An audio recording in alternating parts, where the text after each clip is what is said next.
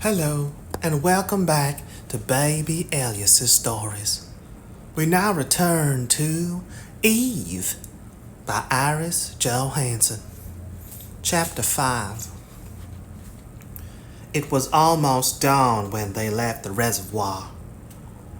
"You're quiet," John shot her a glance. "Are you having second thoughts?" "Why?" She looked at him. "It would be a little late, wouldn't it?" She didn't know how many times they'd come together in ways that she hadn't even known existed. "And it was my choice." "I could have left you alone." "You said it was going to happen sometime, and it might as well be you. You were right." She gazed out of the window. "You were right about a lot of things." "What things?" "Chemistry. You said it didn't happen very often like this. I don't see how it could. Too intense. But that's good in a way, because it can't happen like this very often. I'm not going to have to worry about being pulled into another situation like this.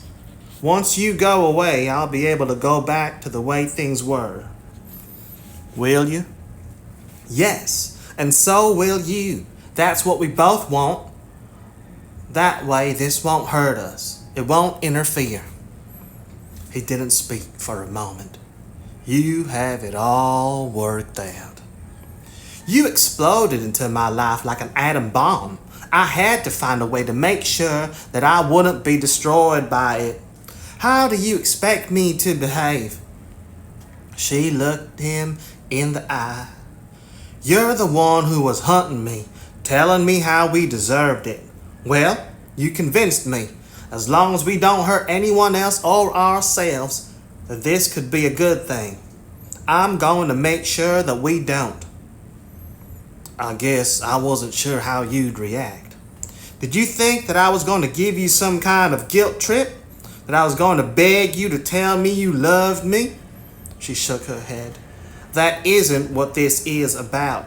I don't even know what love is all about." She shrugged. "I don't even know if there is such a thing. I've never seen it.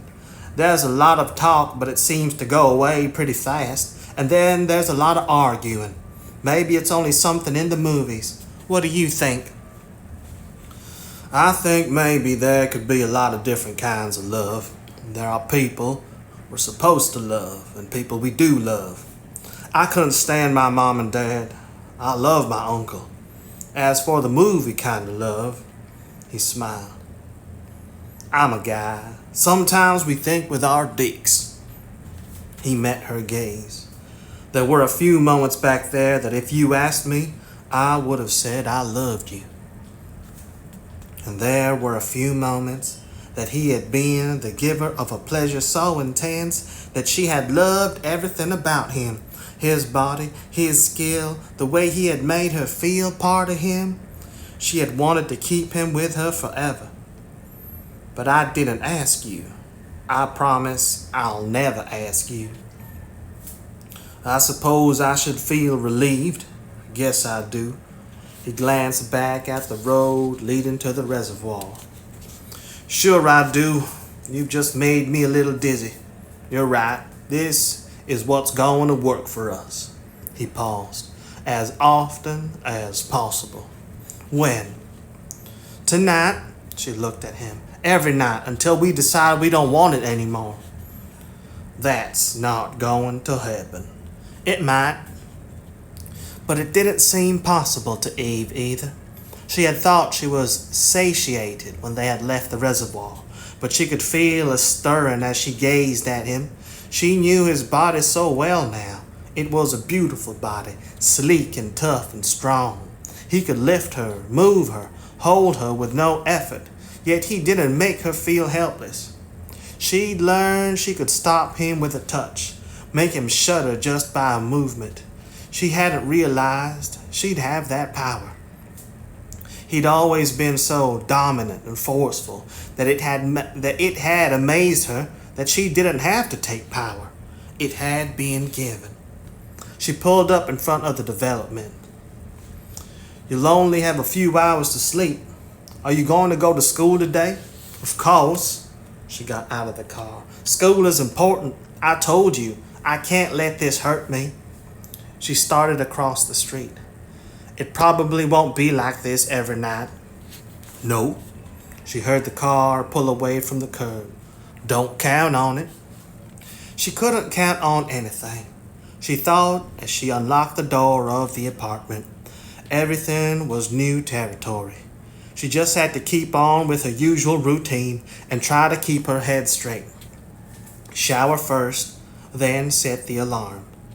Even the drops of warm water falling on her body felt different. Her breasts were taut, and there was a tiny mark, a bruise. Strange. She hadn't been aware of any roughness, but at times they'd been like two wild animals. She remembered his mouth. It could have happened then. Don't think about it. Her breasts were swelling, and she was feeling her body tingling, readying. All it had taken was the memory, and the heat was returning. She wanted him again. She leaned her forehead against the wall of the shower. It was all crazy and mysterious, and sometimes a little frightening. If this was what sex was like, what would it have been if there had been love between them? But she understood love even less, and its potential could be even more dangerous. Hadn't both she and John agreed that it could be deceptive and was to be avoided? She didn't know enough about John Gallo even to explore the possibilities. Yet when they had been talking, she had felt a curious sadness. No, she did not love him. She would not love him. The only thing of which she could be both certain and secure was that she loved his body. That would be enough. I liked the reservoir better. Eve turned over in bed and gazed at the sheets of rain pouring, pounding the window. I felt strange coming here.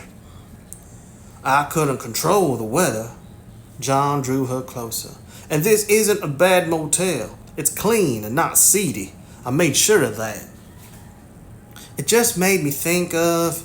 She broke off and pushed away from him. I have to go to the bathroom. She swung her legs to the floor and stood up. I'll be back. You sound like Schwarzenegger in the Terminator. He put his arm behind his head, watching her as she went toward the bathroom. Though you don't look anything like him. Thank heavens. She closed the bathroom door. A few minutes later, she was washing her face and hands and stopped to stare into the mirror. She was naked. Her cheeks were flushed and her hair tousled. Her body ripe and glowing. She looked like she'd been doing exactly what she had been doing. She turned and went back into the motel room, but didn't go right back to bed. She went over to the picture window and drew back the curtains and looked out into the parking lot. I can't see anything. It's raining rivers. What's wrong? John asked quietly. Did I do something you didn't like? No. She always loved everything he did to her, even though she had been a little uneasy when they'd come there. It hadn't changed her response. She was wondering if anything could. For the past 3 weeks, they had been together every night and every other spare moment they could steal. Those hours had been as sensual and hazy as a harem dream. She had only been aware of touch and scent and coming together. Her body had become so attuned to his that all he had to do was look at her, hold out his hand, touch her hair, and it started. It was kind of exotic. Where did you learn to do all that? That's a question you shouldn't ask. He stood up and walked toward her. I figured if I liked sex, I should do it well, and I didn't wait until I was 16 like you to start. He grinned. I was trying to avoid coming home as much as I could, and I had to have something to keep me busy. He pushed her hair aside and pressed his lips to the back of her neck. And then I found the Kama Sutra. She shivered and whispered, I think you wrote the Kama Sutra. At any rate, I thought you were ready for a little distraction. You were acting pretty stiff when I mentioned the motel. He slipped his arm around her waist. "You're never stiff. You bend." He delicately licked her ear. "You open." And I did, again and again. "Yes," he went still, "but not right now." He pushed her away from him. "I think we'll have a little downtime." He crossed the room to his duffel on the floor. "I brought you a present." "What?" She stared at him in astonishment. "Why? Because I wanted to do it. You must have noticed that's all the reason I need." He reached in the duffel and brought out a tissue-wrapped object. "My uncle brought it back from Japan years and years ago. He meant to give it to his girlfriend, but she jilted him. So he gave it to me and told me to make a kite of it. I never got around to it." He tore off the tissue and unfurled the length of gold silk. "I was thinking how pretty it would be against your hair." She put out a tentative finger and touched the silk. "It's beautiful, but it's not a scarf, John." "It is if I say it is." He draped it over her hair. "Beautiful, sun on fire." Then he arranged the rest of the cloth over her shoulders and breast. "There, you look like a harem girl." She smiled. "That's odd. I was just thinking that these past weeks have been like a harem dream." "Is that good?" "It's exotic." She slipped the length of gold off her hair to pull around her shoulders. "Thank you, but it's not really my style. I'm too..." She remembered Teresa's description. "Serious." "I like serious." He was drawing her over to the easy chair in front of the window. "But I like erotic better." He dropped down in the chair. "It's a good thing it's raining so hard that no one can make out anything through this glass. The office would be getting complaints about those shameless nude people in 2A. He reached up a hand to pull her down on his lap. Instead, she dropped down on the carpet in front of the chair and linked her arms around his knees. "Why did your uncle's girl jilt him?" "Another guy. He was overseas a lot on missions. He didn't blame her, but you did." "Yeah, I wanted to kill her, but I was only 12, so that would have been difficult." He leaned forward and began to rub her shoulders beneath the silk. "And I got over it. Why were you stiff tonight?" She was silent. "Motels remind me..." "Sandra spends a lot of time at hotels and motels." He cursed softly. "Why didn't you say no? I knew you didn't want to have me come to your apartment. You've made that clear. But I'd have found somewhere else." "Because I'm not Sandra, and I've got to get over letting things like that bother me." She was silent a moment, and then said jerkily, "She's not really a prostitute, you know. She just likes to have a good time and is willing to be paid for it. I think she has a good heart. When I was little, she acted as if she cared about me, when she wasn't stoned." "How kind. And did you care about her?" "Yes, she was pretty and she laughed a lot. Later things changed." She shook her head. "I was confused and I guess I changed. She stayed the same." She was gazing out at the rain. "You said you couldn't stand your parents. Was it always like that, or did it come later?" "Always. They never wanted a kid. I was in their way. When I got too much in their way, I ended up with burning cigarettes being put out on my back. My father particularly liked that form of discipline." "That's terrible." "I thought so too. I tried to push him down the steps once. I didn't do it right. He only fell against the wall. He beat the hell out of me. After that, I just tried to stay away. Unless my uncle was home from overseas. Uncle Ted took the heat off." He smiled. "Unintentional pun." How could he joke? "I can see why you'd love your uncle. I was lucky. If I hadn't had him around, I would have ended up in reform school. I've always been pretty wild, but he taught me to channel the violence. Thanks to him, I'm going to have a good life." "In the army?" "Only a means to an end." His hand slipped down and began to slowly rub her breasts beneath the silk. She gasped. It was unbearably erotic to feel the rough warmth of his palms alternating with the cool texture of the silk against her nipples. I'm always going after the big score. The sensation was causing her to lean her head back against him and arch beneath his hands. Is that what you're after now? With your cooperation. He tore the silk away from her and tossed it aside. And I believe I'm going to get it. He lifted her onto his lap and made the adjustment. Aren't I?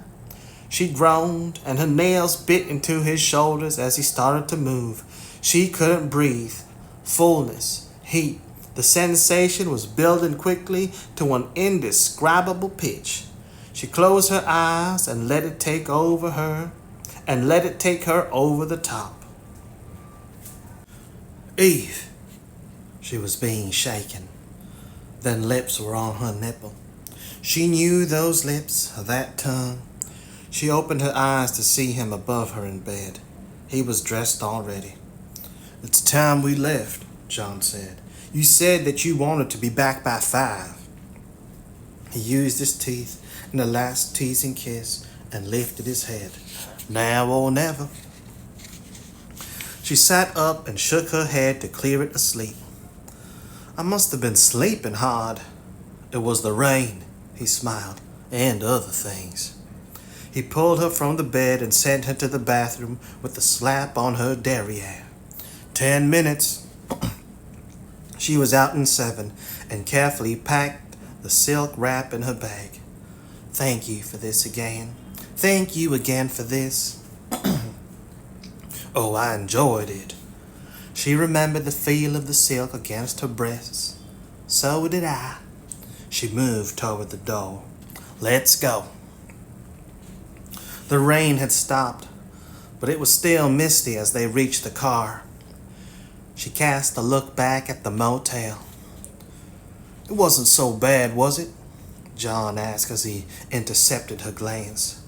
It's just a place. We made what we wanted of it. And what they had made was a wild and unforgettable sensual memory. Not bad at all. She got into the passenger seat. But I still like the reservoir better. Maybe it won't rain tonight. He got into the car. It had better not. I want it right. We don't have that much time left. She stiffened, her gaze flying to his face. How long? When do you have to report for basic training? 4 days. He started the car. We both knew it was coming. Yes, but she must have blocked out the approach of the inevitable ending. Where are they sending you? I'm not sure. I signed up in Milwaukee, so I have to go back there. They'll probably send me to a camp in Wisconsin. He frowned. I don't want to talk about it. I don't want to think about it. But you are thinking about it, or you wouldn't have mentioned it.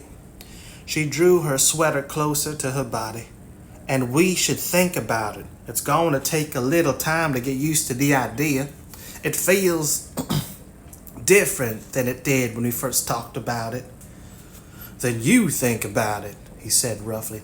Tear it apart and tell yourself how smart and practical we're being.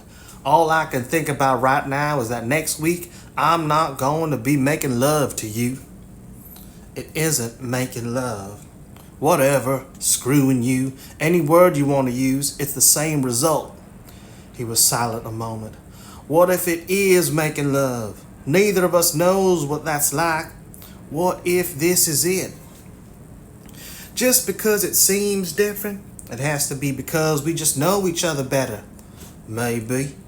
His hands were tightening on the steering wheel. Yeah, but it does feel different, and I don't like it.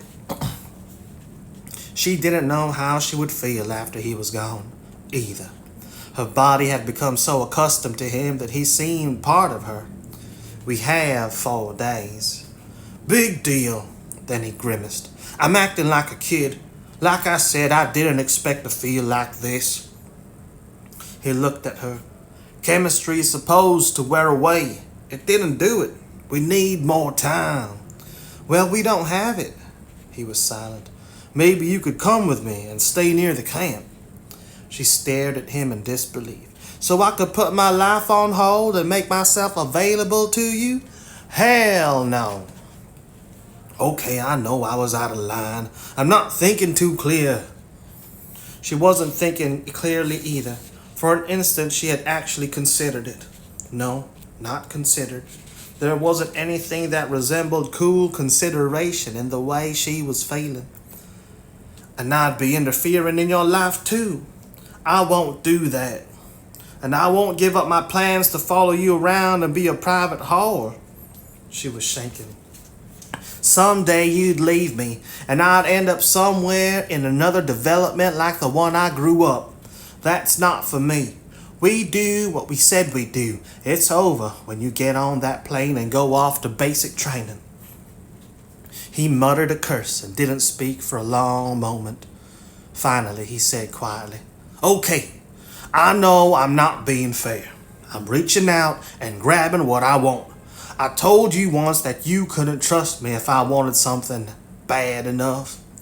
He glanced away from her. I'm even tempted to try to persuade you to do what I want. I might be able to do it.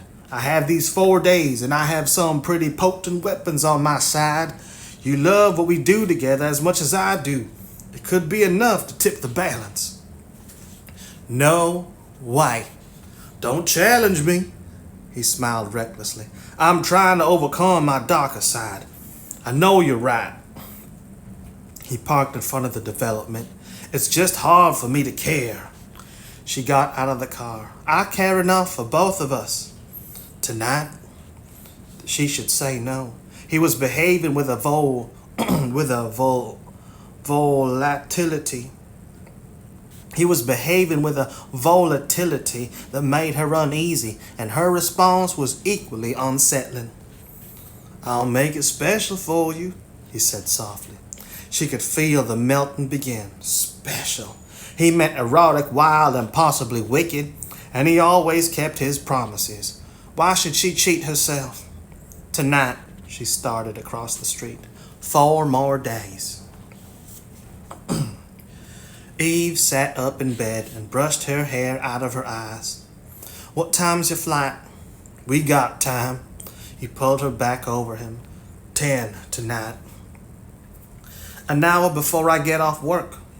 She glanced at the clock on the nightstand. It's 3 now. We got time, he repeated. You don't have to be at work until 6. I'm packed and ready to go. She stopped arguing. She didn't want him to leave. Their coming together in the motel room had been hot and frantic, and yet the hunger was still there. She lay against him, feeling the male hardness and strength of him. She was breathing hard, and she could hear his heartbeat pounding beneath her ear. His hands were moving over her body. I know every curve and crevice of you, he whispered. I've memorized every single part of you. I know your smell, your taste, your texture. If I were blind, I'd be able to recognize you. And she'd be able to recognize him, she thought. But she wasn't sure that she wanted to remember John Gallo once he passed out of her life. The experience had been too intense, and the emotions she had felt had been confusing. Not only passion, but there had been surprising moments when there had been tenderness. They'll probably send me somewhere else after basic training, but I might be able to come back here for a week or so. He was stroking her hair. I'll call and let you know. And after you're away for a while, you might decide that it's better to keep your distance. I won't expect anything from you. Because you don't want me to expect anything either. He tangled his fingers in her hair and lifted her head to meet his eyes. I got the message, but I'm not sure that I'm going to pay any attention to it. Are you afraid of me, Eve? She was afraid of the sex, which was a stronger drug than anything else. Sandra took. Afraid of the way she was beginning to reach out to him in ways that weren't sexual. She liked to watch him, liked his flashes of wry humor, even his silences. I think we've gone too far. Maybe, but that's not going to stop me. He was kissing her, rolling her over on the bed. Tell me that 2 minutes from now. She wasn't able to talk at all after that 2 minutes. All she could do was move with him and try to keep from screaming with pleasure. This time she felt totally powerless. He was controlling the pleasure, demanding the response, and she was giving it to him, giving whatever he asked. She couldn't help herself. It was only later when she lay panting and shaking from the after effect of that storm that she realized what that helplessness meant. He had made her feel weak, and that was the true danger. And it was good that John Gallo was leaving that night. It was 11:30, Eve realized as she climbed the steps to the apartment. John would have been in the air over an hour and a half. It had been strange not to see his Chevy parked in front of the restaurant when she'd left work. Stranger still to come straight home instead of going with John to the reservoir. Don't think of the reservoir and what we did there. She had kept busy and had been fine all evening. She had allowed herself no time to remember all the erotic games they'd played in the motel this afternoon. Only they hadn't been games. Everything she'd done with John had been done with searing intensity. She unlocked the apartment door and went inside. She turned on the light and kicked off her shoes. Empty as usual. Her mother hadn't been home at all that week. She'd shower and go to bed. She hadn't gotten much sleep in the last month, and she might be able to doze off. Maybe. She didn't feel sleepy. Every nerve was keyed, and the effort to keep from thinking about John Gallo was added stress. Homework? She'd forgotten. She'd gotten behind in that too, but there was nothing urgent. She'd get back in the routine now that she had no distractions. Distractions? That was a tame word for John Gallo. Oh yes, he had distracted her and seduced her and taught her 100 ways to enjoy her body and his. But that last time at the motel had revealed that pleasure could be as much a trap as the one she was trying to escape. He was too good, and he had warned her that he would do anything to get what he wanted. Right now, he wanted her. It might change with time and distance, but that might be too late if he persuaded her to do what he wanted. Even now she could feel her body flush, ready as she remembered what he had done this. The doorbell rang, startling her. No one came to the door at that time of night, unless her mother had lost her key again. She misplaced it at least once or twice every few months. She slid back the viewer in the door. Again, Sandra? We're keeping that locksmith. It wasn't Sandra. It John Gallo. Eve slid back the bolt and threw open the door. What's wrong? Why are you... She was crushed against him, his mouth on hers, hard, frantic. And she was frantic too. Her arms slid around him, and she was making sounds deep in her throat. Why? She gasped. I thought you were gone.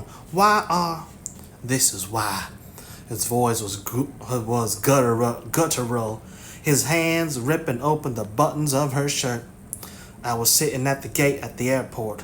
I couldn't get you out of my mind. I had to have you one more time. He was tearing her off. He was tearing off her bra, his lips on her breast. Don't say no, Eve.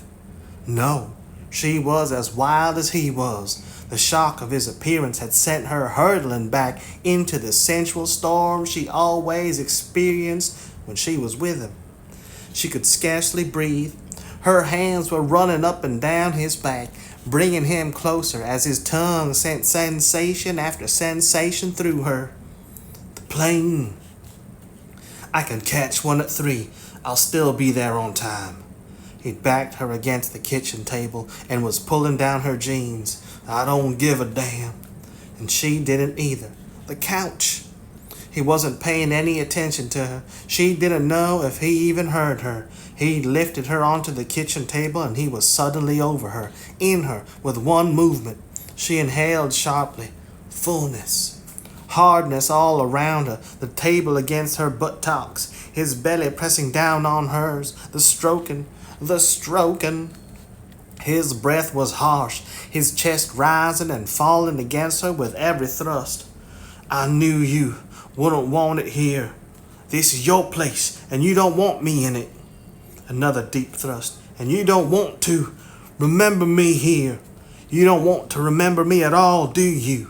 He sank deep and rotated. Do you? She gasped as her hands clutched wildly at his shoulders. It's not. She shuddered as the pace quickened. You told me. I said a lot of things, didn't I? His face above her was flushed, fierce, completely sensual. But all I can think about right now is that you have to remember me. I won't let you forget me. Every time you look around you, you're going to remember me here, doing this to you. He suddenly slid back off the table, taking her with him. Her legs instinctively curled around his hips. He was walking, pausing to stroke, then walking again. Then they were on the couch. Do you know how many times I thought about doing it with you here? He whispered. You liked the reservoir because it was neutral territory, and I'd give you anything you wanted. But toward the end, I didn't want neutral. He was moving fast, hard. I wanted this because I won't be forgotten, Eve. Wildness, hunger, heat, madness. She had to have more. Arching, clasping, taking. And then there was no more to take. It was beyond. She screamed. He was still moving. That's right. He was gasping. Again, Eve. You can do it. I'll just do this. His eyes were glittering. Wild. More. Again. I want to make you, but I can't. Wait. The tempo grew harder, more intense. Can't, he groaned. His spine ached. His head thrown back, his face a mask of pleasure so intense it looked like pain. Eve! He collapsed on top of her. She didn't want it to stop. On and on and on, she clasped him to her with all her strength as she tried to get her breath. He lifted his head and kissed her lingeringly. Beautiful. You always say that. I'm not. You are like a flame. He kissed her breast. And you feel like a flame curling around me. When I was at that gate, I kept thinking of the way you felt. I thought I'd go crazy if I didn't have you one more time. You did go crazy. And so had she. All he had to do was explode through that door, and she had been ready for him. Ready. She'd been wild for him. Everything she'd been telling herself about how good a thing about how good a thing it was that they were separating had vanished the minute he touched her. Which meant that everything she had told herself was true. And you're going to miss that second flight if you don't leave soon. It's after midnight. I won't miss it. His tongue traced her lower lip. I want to stay, but I've done what I had to do. He got to his feet. I have to go shower. Stay here. I want to see you like this when I come back. He vanished into the bathroom. She didn't know if she could have moved if she wanted to. Every muscle felt limp, and she was lying there in a warm haze. He'd said he was going. There was no reason to stir right now. She didn't have to think or worry. Everything was the same as it had been that afternoon. This had just been a wild, unexpected epilogue. She heard the shower. He would be gone soon. The wrenching pain she was feeling was all part of the confusion their togetherness had begun to foster lately. She would be fine. It would go away when he went away. He came out of the shower 10 minutes later. Good, he smiled. You stayed there. I wasn't sure if you'd do anything I told you to do. Resistance should be kicking in about now. I didn't want to move. She met his gaze. And you're leaving. Maybe I wanted to please you. You did. He dropped to his knees in front of the couch. And I pleased you, didn't I? He put his palm on her belly. It's a wonder I was so hot I could only think about myself and how fast I could have you. He traced the outline of her navel. I'm lucky you didn't kick me out. You knew that wouldn't happen, and you said you'd been wanting it to be here, so I don't think it was as mindless as you say. He was silent. Oh, I was mindless. The other was just instinct. He bent and kissed her nipple. Mwah. I've got to get out of here, or I'll have to have you again. I can't miss another plane. His teeth tugged gently at her earlobe. I've got to do what I promised my uncle I'd do. I won't mess up my chance. No, that would be a mistake. So that may mean I won't be able to get back here for a while. And you won't come to me. No, but I will come back, Eve. He lifted her up and put his cheek against her belly. It felt rough and hard against his bare flesh. And you will remember me. Say it. You'd be hard to forget. That's not good enough. He lifted his head and his eyes were glittering, burning as they held her own. Tell me you'll remember everything we did, everything we are together. No matter how long, you won't forget me. She couldn't pull her gaze away. His intensity was overpowering and hypnotic, enveloping her, binding her. Tell me, he said softly. You know it's the truth. You're part of me. You'll always be with me. You'll remember. How could she help it? No matter how their paths parted or intertwined, he'd been the first in so many ways, and the power of his personality had stunned and beguiled her. Even at that moment, she couldn't imagine the days or years to come without him. I'll remember you, she whispered. That didn't hurt, did it? He smiled brilliantly. His arms closed tighter, and he kissed her. The only thing that will hurt will be the waiting. Then he put her back on the couch and got to his feet. Now cut that down to as little as possible. I'm not going to wait for you. That's a trap too. And you won't want to wait for me after you've been gone for a while. I didn't think I would either, but things are changing. I'll have to see you. He moved toward the door. But one thing I do know, I've never felt like this about anyone before you. I'm not sure that I'll ever feel like this again. I want to reach out and grab and hold on. He opened the door, but that's my nature. Goodbye, Eve. Goodbye, John.